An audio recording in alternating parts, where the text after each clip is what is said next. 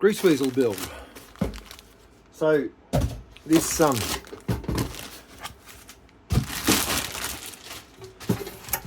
is a box that was designed for a CD duplication system, controller and then 2 drives. I've taken the cover panel off.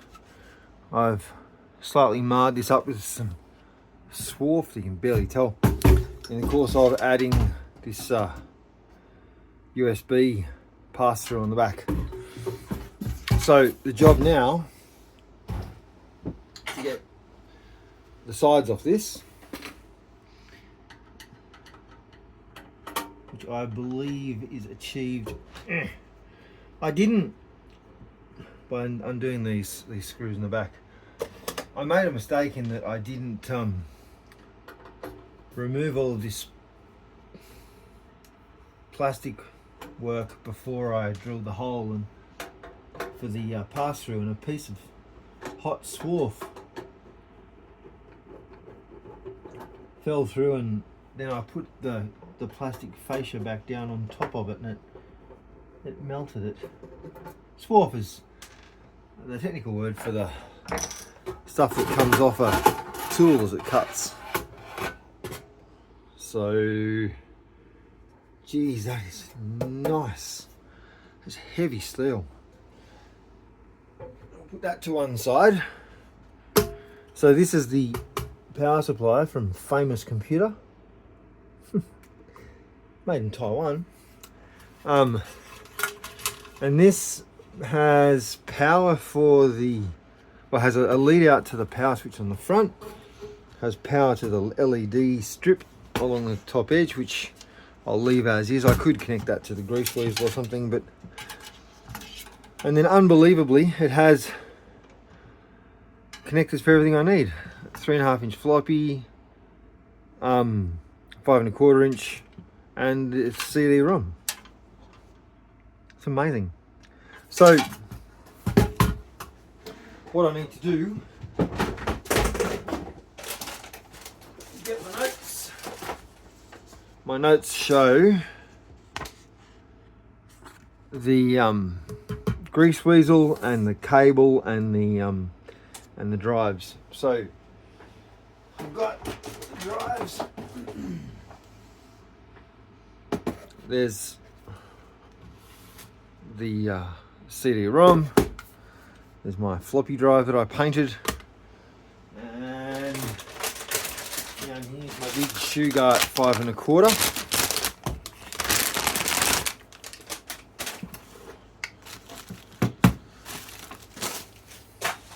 So I think the first thing to do is install this 3.5 inch in its adapter, which was broken in transit, and I just glued it together. One day I may replace it with one that wasn't packaged shabbily, but I doubt it. Can't be helped. And the sellers offered me a full refund, so it was free, but you know, I'd have gladly paid the $7 asking price for something that wasn't damaged. But now, one thing I should have done before starting this video recording was found all my screws. They're standard hold a PC together screws, which usually aren't metric. So the thing to do is just use old screws, and I have a stockpile of them from many years of not throwing them away, but finding them in amongst, you know, the motherboard standoffs and all the other stuff always takes a moment. Anyway, that's all okay. So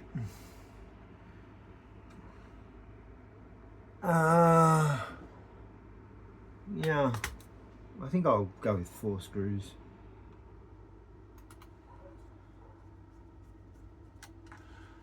Because it's designed to be luggable, and I don't need the floppy drive flapping around in there.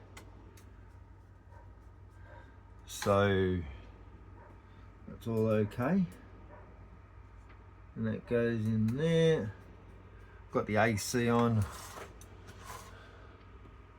It's a very cold day today. So, my own frame. Oh yeah. Well, that's fine. That looks good actually. Let's say for that crack. And then we need to just make sure that we know where we're going.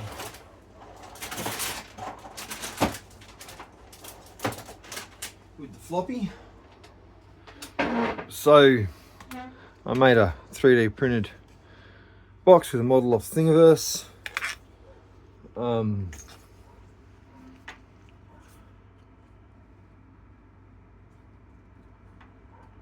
Yeah, and this is where things always get interesting.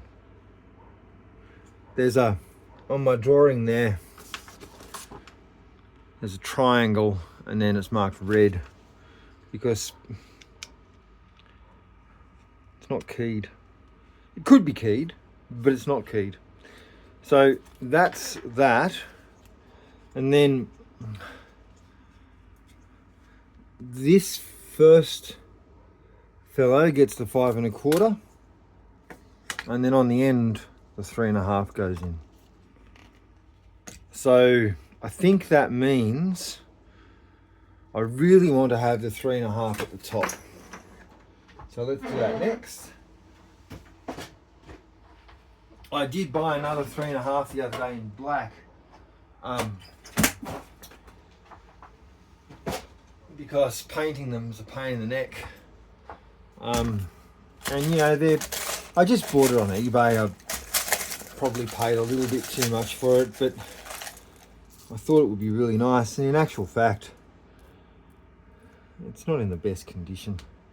The plastic work's seen better days, but I think it's probably still a bit nicer than a painted one.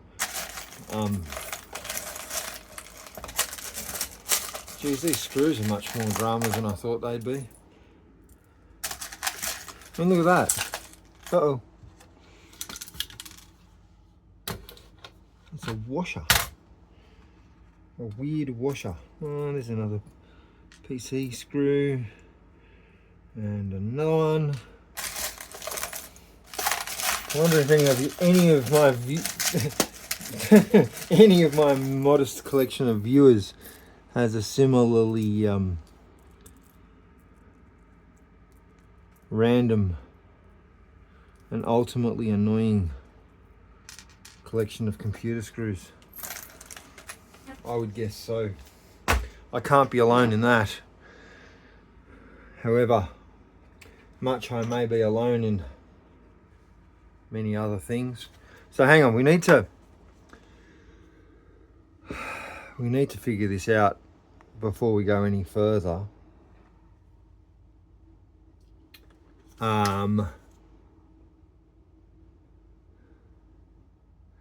So my drawing says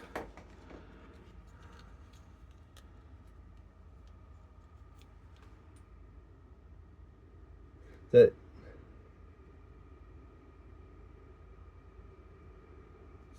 the red connector, oh yeah, it goes over here. There's a little number 2 marked just in there, you can just see it. So that's pin 2 and pin 1's right next to it. Yep. And so the shoe guard connector, then there's a key in it. Not the shoe guard connector, oh is it? There's a key in it, and that'll be on the, yep. So that's good, that's ready for the 5 1/4 inch below it. Okay. So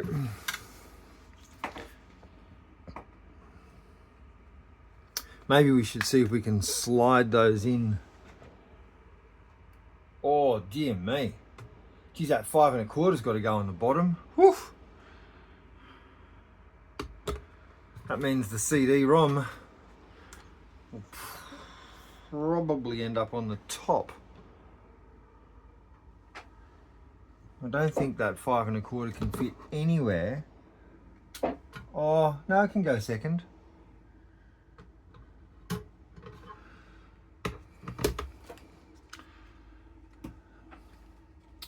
All right, we'll thread this through here.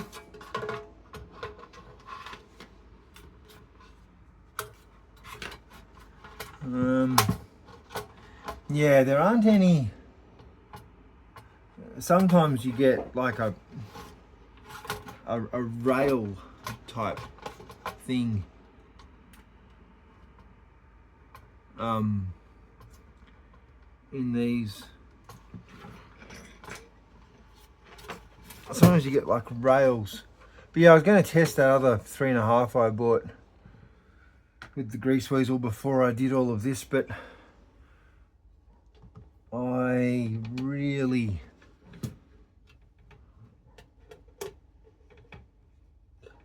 don't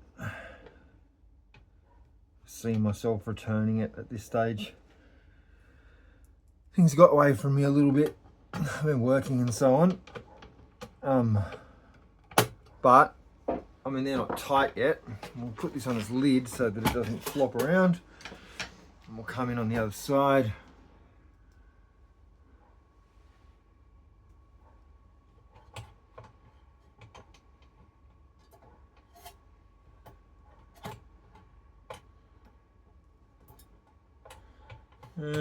Come back here.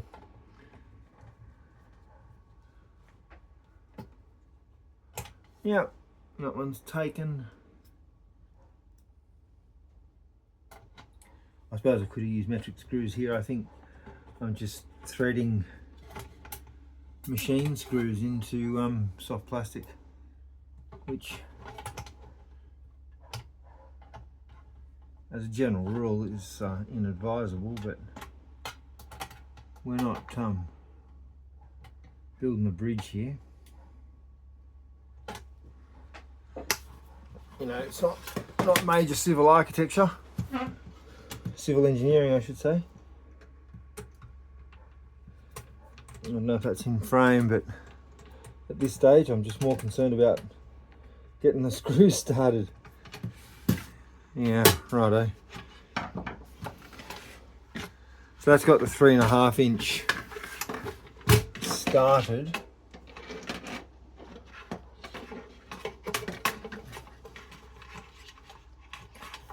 I remember now why back in the day people used rounded cables. I mean, a part of the argument for them was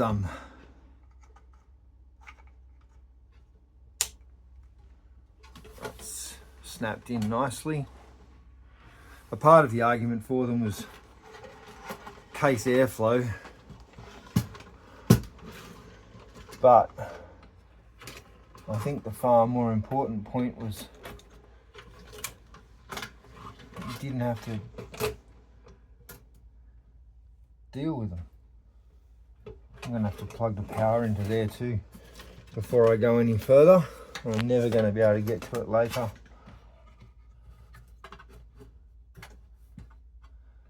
So, and that may mean we won't be able to get to the floppy power either. So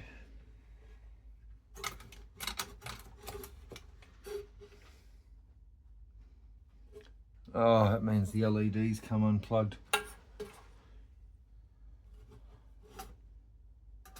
The LED strip. Oh, there it is.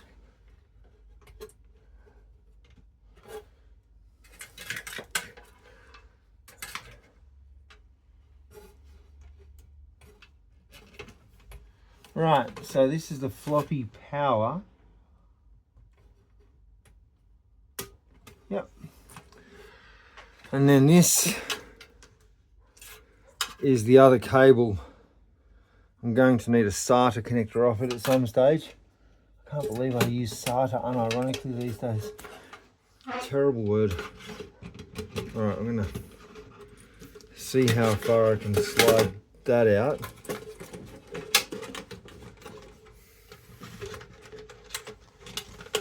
And then bring the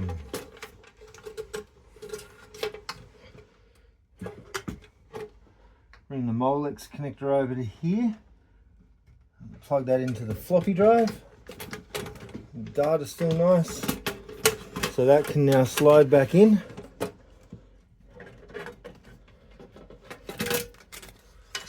Greaseweazle's flapping around in the breeze. I'm more and more glad that I took the time to print a case for it. I think I've done myself a disservice here.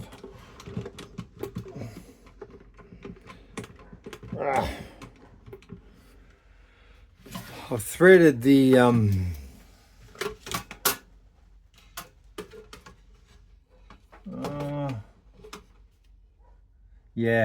I've threaded the power cable through the loop between the through the loop of parallel cable, unwittingly threaded this in through the loop between the loop of parallel cable between the floppy drive and the 5 1/4, which meant that I was never going to get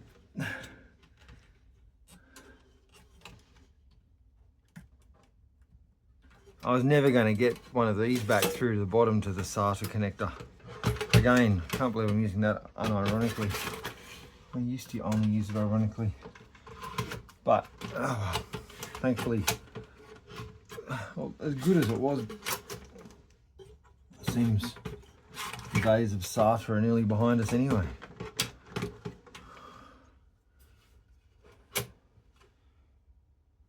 Yeah, that's okay, I think.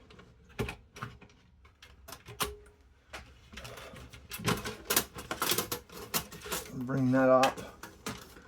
It's a nightmare, isn't it?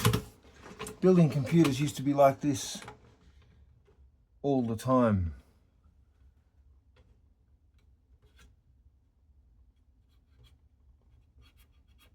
Yeah.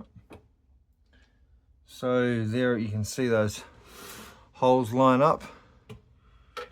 So let's get this screwdriver of destiny. Many years ago, a good friend of mine was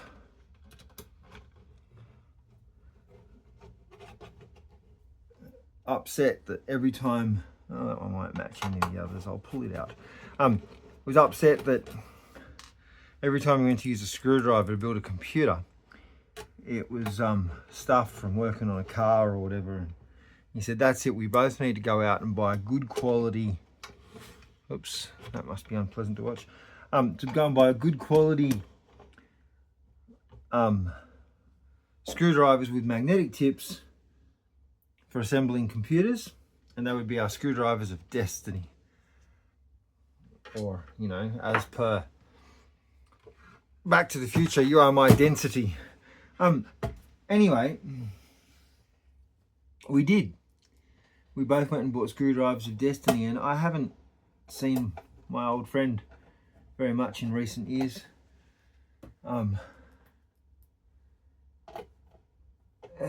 However much I might miss him.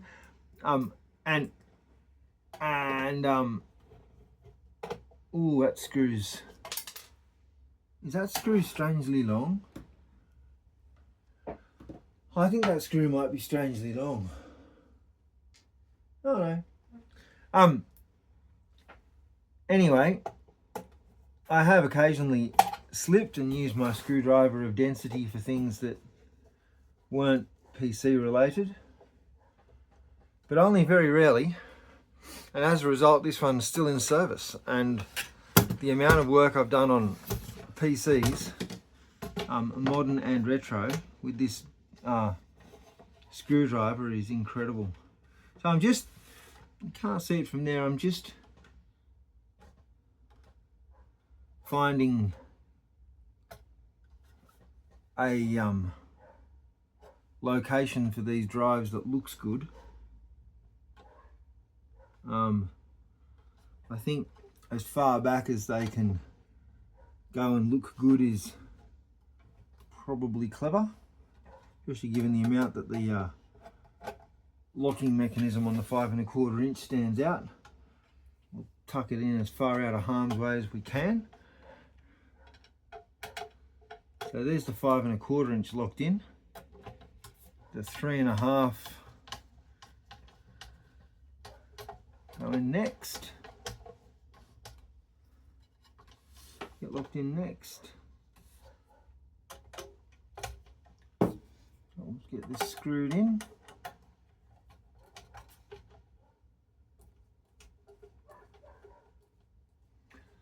That's got that lined up at that side. And it's spun it around a little bit, but we can press that back into place, nip up this side, and we should be about right. We'll see how it goes when I let go at the fascia.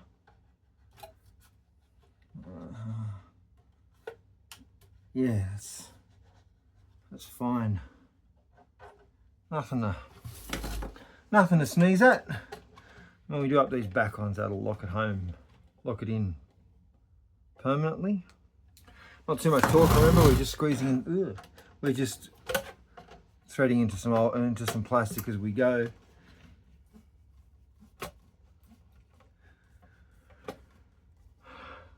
And I could have left the blanking plate in and just called this a, wow. Geez, that's some old kit there. And just called it a day.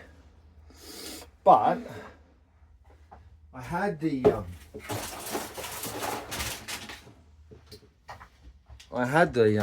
SATA drive, and it's a light scribe drive where you can record the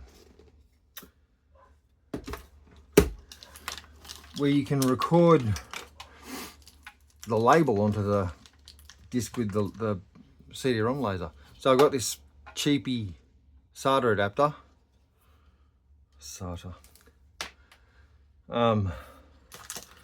So there's data, SATA data.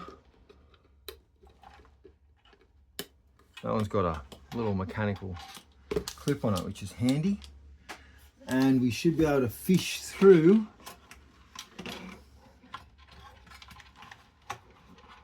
I hope. No, we can't fish it through.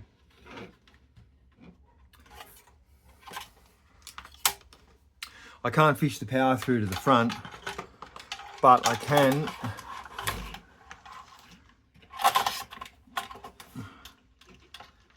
pull the data through.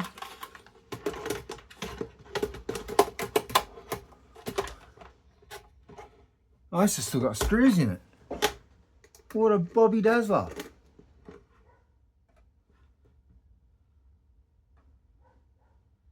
They are the most annoying screws I've ever seen. They are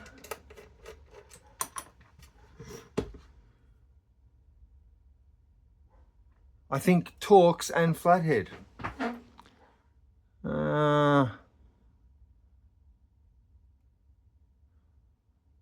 Wow. There's a Hewlett-Packard part. Maybe whoever removed it left the original screws in, and Hewlett-Packard thought this was funny.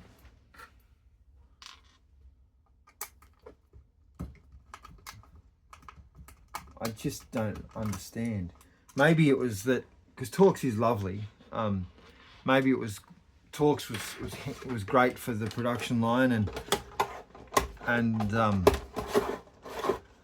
they needed easy field service, so they left the crosshead in it for that. So I made this as well, but I don't need it. I don't think. If I can get this power connector on in under here,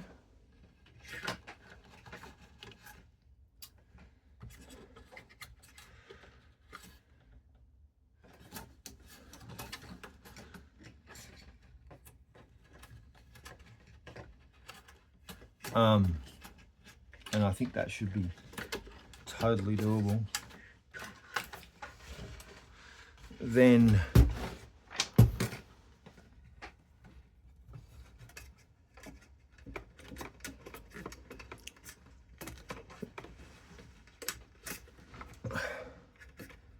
it's always the way.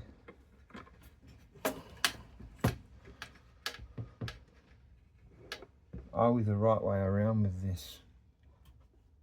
No. The key's got to be at the bottom. Wow. This one got some more wiggle room. Yeah, it doesn't. It's sitting naturally so that its key's at the bottom.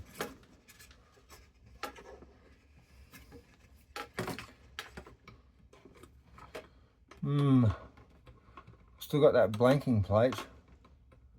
Maybe I can, oh yeah, give up on this. So that's that. We know that's locked in because it had a metal tab to lock it in. So it will still be in place. That's in. That's in. That power's in. The power connector on the 5 1/4 was quite, I'll just see if I can lift this ribbon up a bit. Make sure it doesn't sit over any ICs there on the drive. There are none there, so that's fine. And that Molex connector, it was quite snug in that drive and it's still in place. So now I've got this ribbon cable on the end of here to tuck in.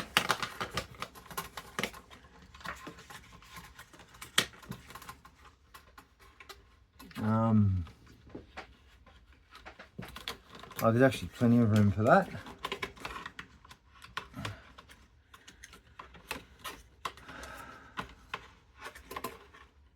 By plenty of room, I mean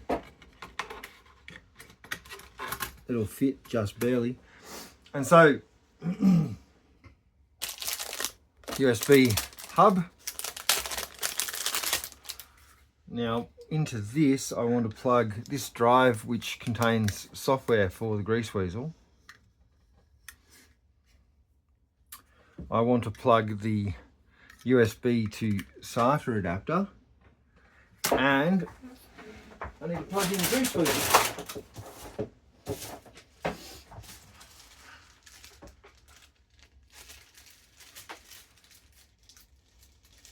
So I have here, see, look at that, isn't that just the best when these Ziploc bags, yeah, haha. So, this goes in here as well. And then this goes into the Greaseweazle.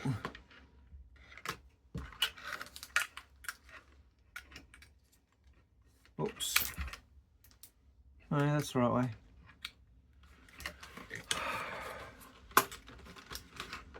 You can see why I did a 3D printed case for the Greaseweazle.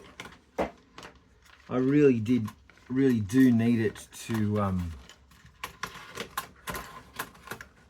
be able to be just tossed in there pretty much.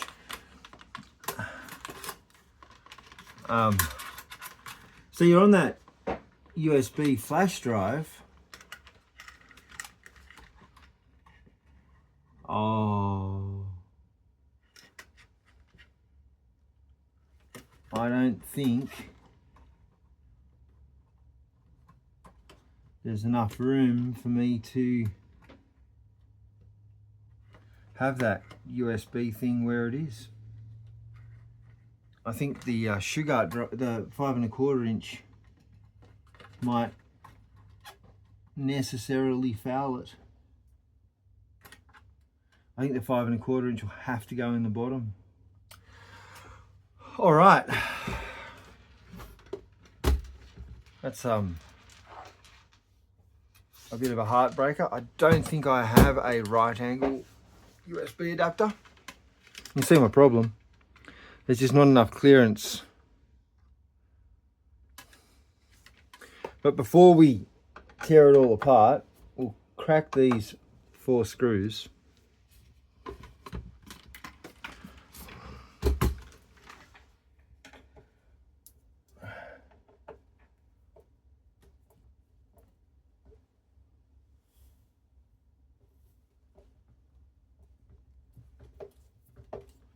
Wow, that screw is not happy. It didn't have any trouble going in, but it does not want to come out. It must have been the wrong thread or cross-threaded. Oh, that's a shame. I would much prefer to have not damaged the threads on that drive. I wonder what happened there.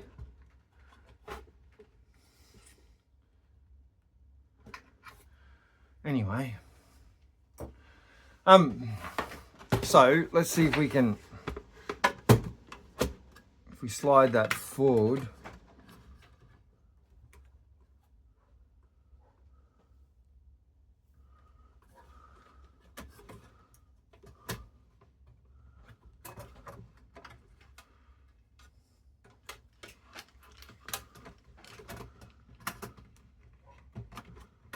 Oh, yeah.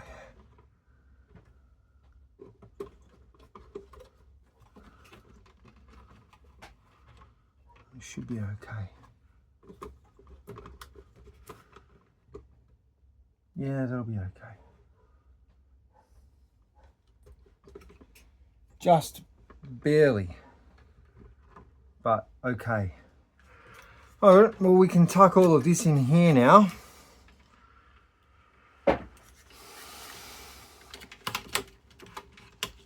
I could have used a parallel ATA CD-ROM with that same adapter. That would have been exciting. Nothing like another ribbon cable to have to work around to really make your day.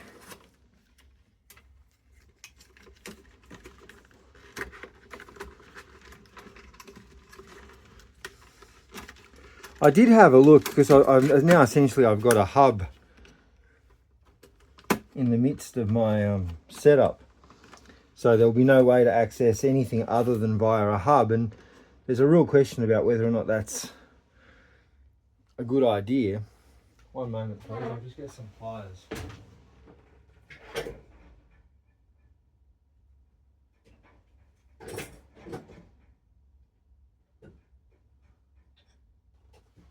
There's a real question about whether or not that's a good idea.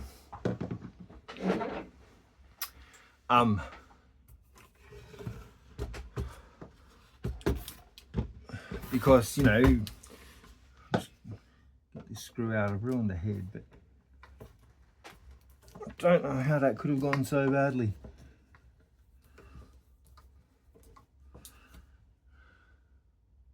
Yeah, it was the wrong thread all along, I think.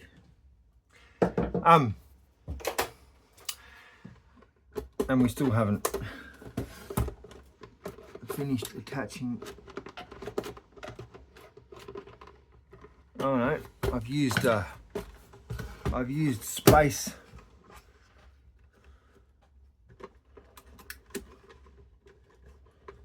down here.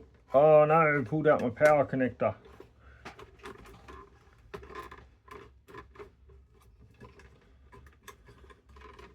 I've used space down here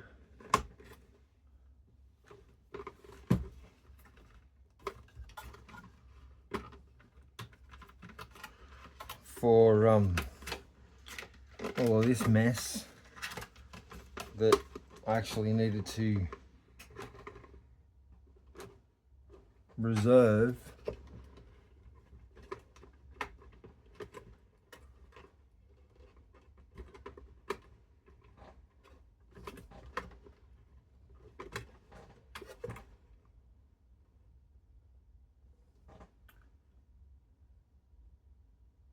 for the CD-ROM drive.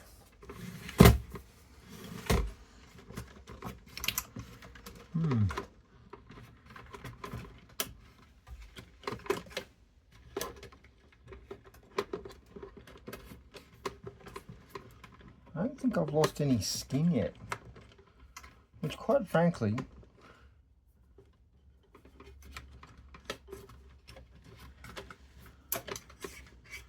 is a little bit remarkable. I'm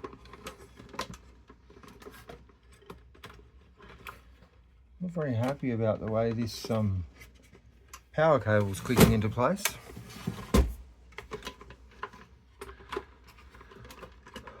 So in terms of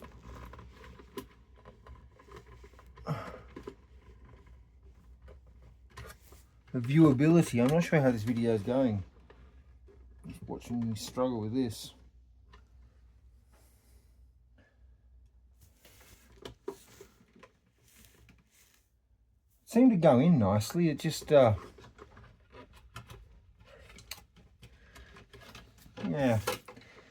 this whole mess is going to have to go up behind the floppy drive where there's space.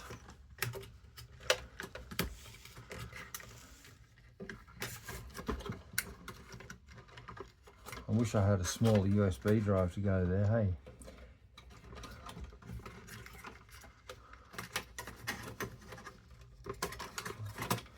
I mean, that is optional. There's a fan there.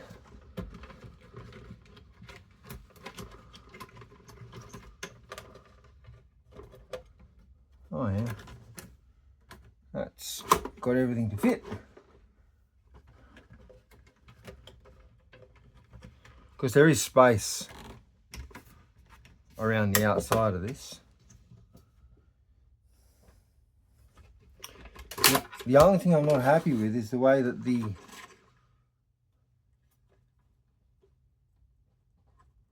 SATA power cable is clipping in. Oh, that sounds good. Okay. And hopefully I don't think this kink here in the USB cable is truly not ideal.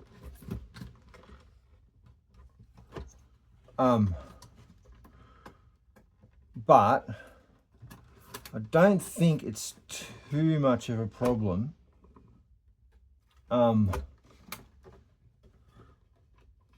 Because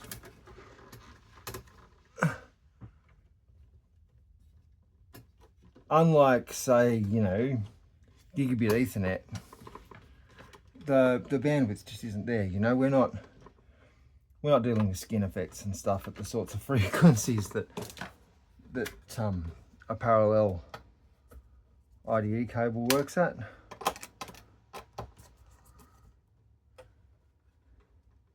I tell you what, no plan survives contact with the enemy, does it? Jeez.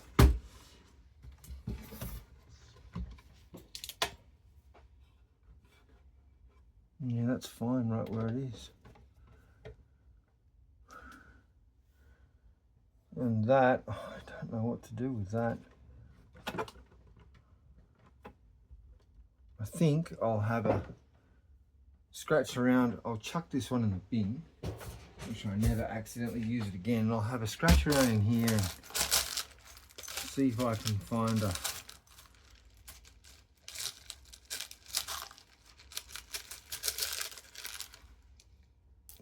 a suitable screw.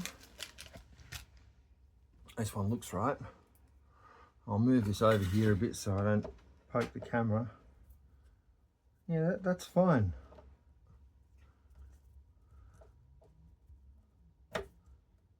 Yep, I want to strip it. And then there are these fellows. I want to know if they're Torx. One moment, I'll get a Torx driver and we'll see.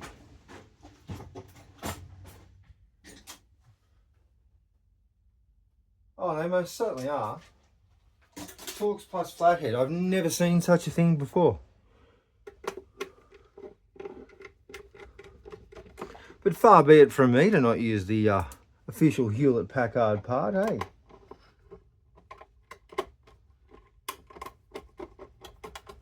Right. It'd be a miracle if that LED cable was still plugged in. An absolute miracle.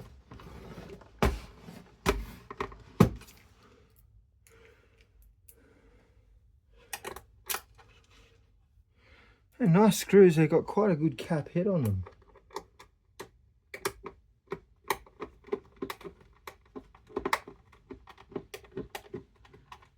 I wonder if, you know, while all the other manufacturers were using whatever they could buy cheaply and HP was using these, I wonder if that's why, you know, at a consumer level, we don't see heaps of HP stuff anymore compared to, because I mean, these screws, they're anodized or painted or passivated or something as well, or like they're black. They might even be stainless. If I didn't have them screwed in, I'd go and get a magnet to find out. Stainless with chromium in it. Non-magnetic. So like 18.0's got no chromium in it, it's just steel and nickel. I think that's how it works, and it's still ferromagnetic. But 1810 has got 10% chromium, 18% nickel instead of 18.0, and it's magnetic. Holy smokes. That actually looks pretty good. So I have here a IEC lead. I can turn it on. Oh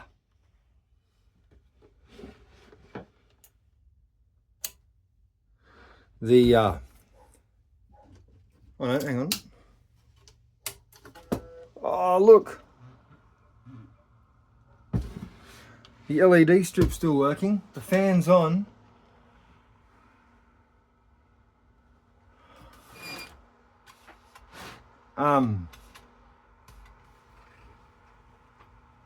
So if I put this lid on,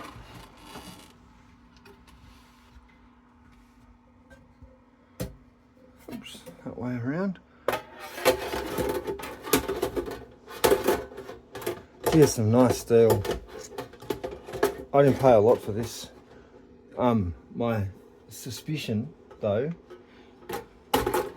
is that oh, I see, it's got little grabums.